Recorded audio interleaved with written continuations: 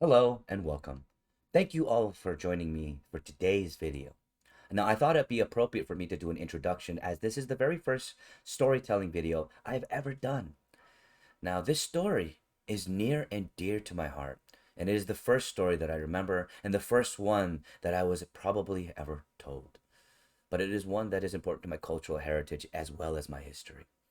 And it is a story of the tiger and the dragon. I hope you all enjoy, and thank you so much.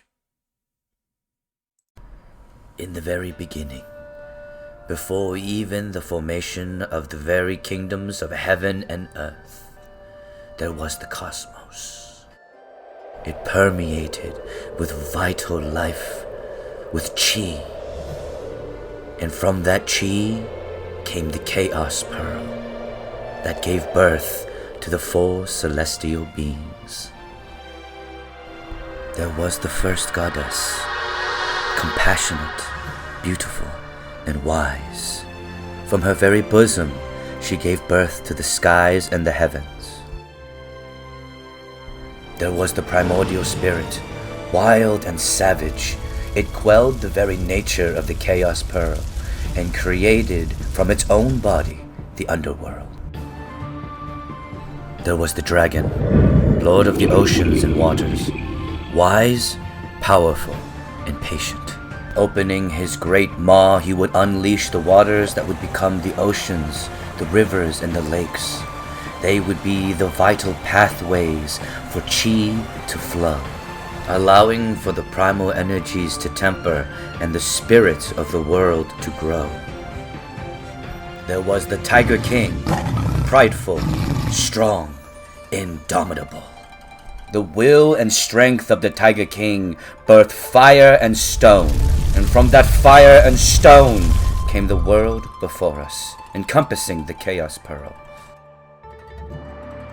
And with this world newly formed, these celestial beings would give birth, for their children would inhabit the four kingdoms that they would create. There would be the golden kingdom of heaven, inhabited by the first goddess and her children, the deities, wise and powerful. Their duties would be to guide the world and to ensure the longevity of all before them. There would be the kingdom of the underworld, inhabited by the children of the primal spirit. They would ensure that life and death would always be in balance.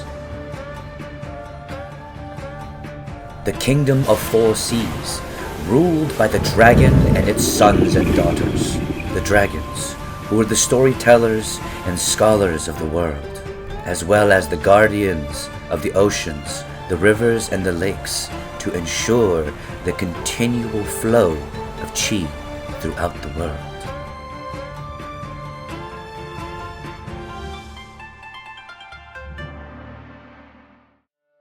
And there was the kingdom of earth, ruled by the Tiger King and its kin.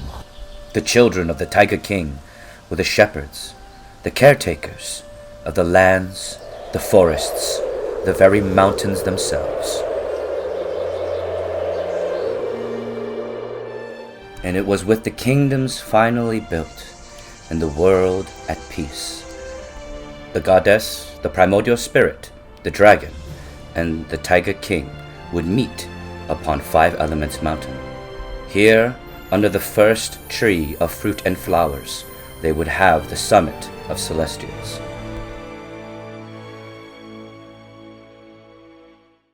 On Five Elements Mountain, in the shadow of the first tree of fruit and flowers, the celestials would imbibe in the jade tea of immortality. Having pride in the work that they had done, in everything that they had created, the celestials celebrated.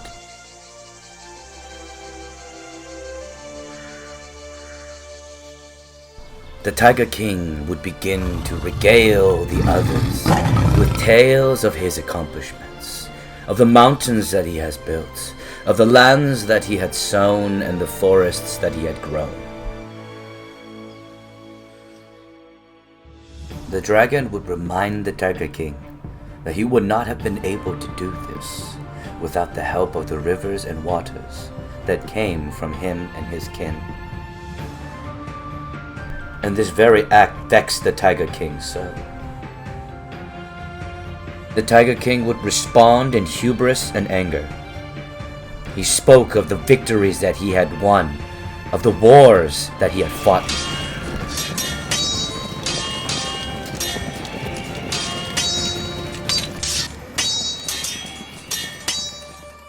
The dragon spoke and reminded the Tiger King that the kingdoms that they held, that all that was before them was not built in bloodshed, but in knowledge and for peace. That the Celestials were born of the Chaos Pearl, not to become chaos, but to quell it, to bring peace, to bring wisdom, to temper the unbridled energy of the cosmos for the sake of balance. This infuriated the Tiger King even further, for he knew in his stone heart of fire that the dragon was true, that his words were wise. But the Tiger King was a warrior, and his pride was insulted, and he believed that the dragon, once his ally, was now his enemy.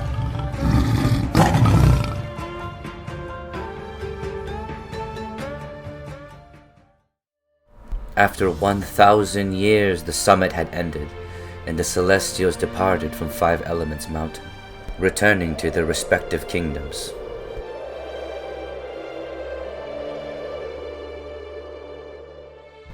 In his fury and his rage, the Tiger King began to wage war in the kingdoms of Earth, spreading bloodshed and chaos in the peace that had lasted for 1,000 years.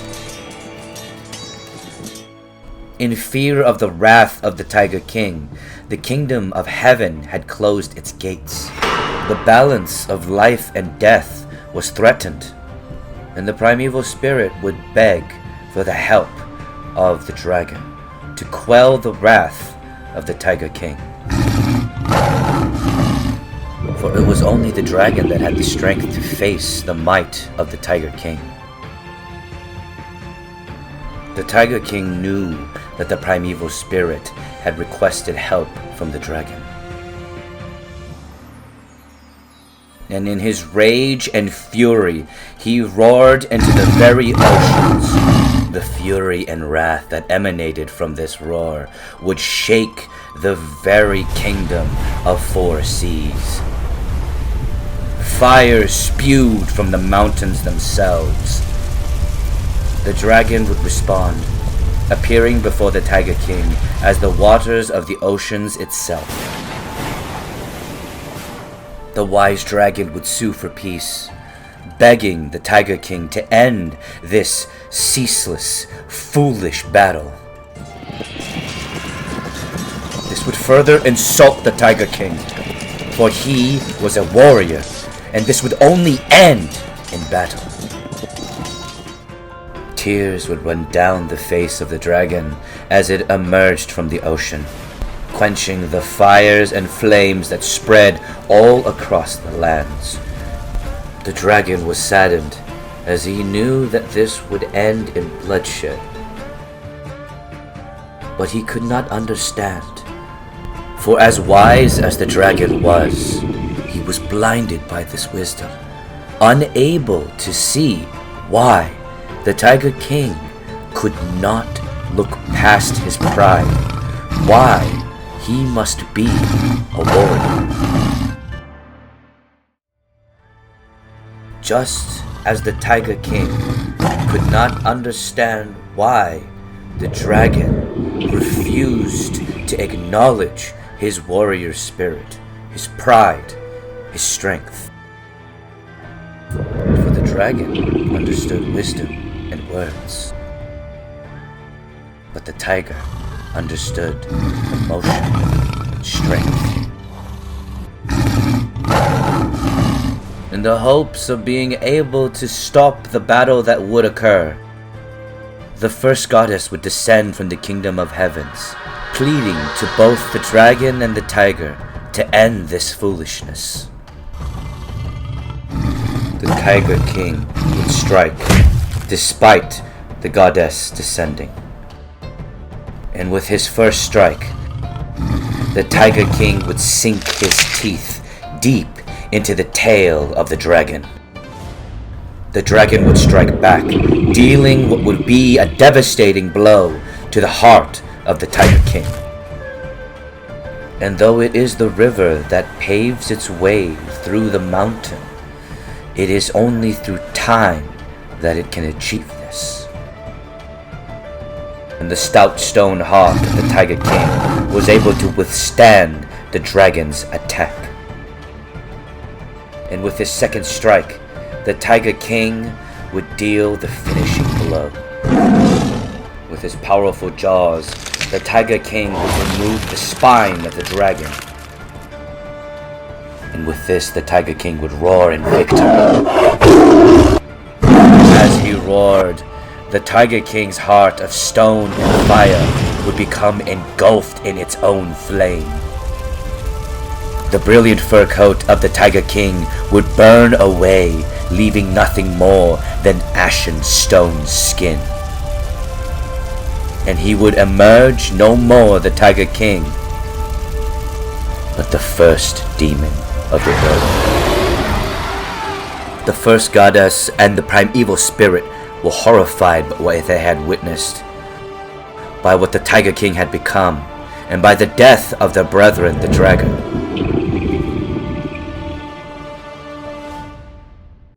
The first demon would let out a horrendous and horrific roar that would shatter the heavens themselves. And from the shadows of this destruction came the sons and daughters of the first demon. And as all hope seemed lost, at the base of Five Elements Mountain, where the body of the dragon lied, the blood of the Tiger King and the dragon would mix together. And from that came a golden cicada. The light of the golden cicada would shine across the lands and enthrall the demons. The golden cicada was the last gift of the dragon, the last gift of wisdom to the world. Understanding that this was their only chance, the first goddess and the primeval spirit would work together. Meeting at the base of Five Elements Mountain, the primeval spirit and the first goddess would face the first demon. The golden cicada would appear before the first demon, and it would unleash an energy the likes of which even the cosmos had never witnessed before. Created from the very blood of two celestial beings, born from the chaos pearl itself, permeating with limitless potential. The first demon lay paralyzed, unable to move, as the golden cicada's shell split in two. A mighty jade tree grew in its place at the base of Five Elements Mountain, sealing away the first demon that was once the Tiger King. The sons and daughters of the first demon would scatter to the winds, with their father sealed away underneath the jade tree. The primeval spirit would hunt them down and drag them down to the underworld. And though few escaped the grasp of the primeval spirit, the goddess would use the jade tree to seal the gateway of the underworld. So the most dangerous sons and daughters of the first demon would be locked away in the underworld forevermore. And as peace returned to the lands once more, the body of the first dragon was returned to the kingdom of the four seas. The first demon lay slumbering underneath the jade tree. The first goddess would work together with her sons and daughters, the deities, to repair the heavens. The kingdom of the four seas was granted to the four firstborn sons and daughters of the dragon. And the jade tree that sprouted from the cicada, that sealed away the first demon, sprouted its first fruit. And with this would be born the fifth kingdom, the kingdom of humankind. And the first human born of the jade tree was granted the mandate of heaven from the first goddess, as well as the name Huo Ji.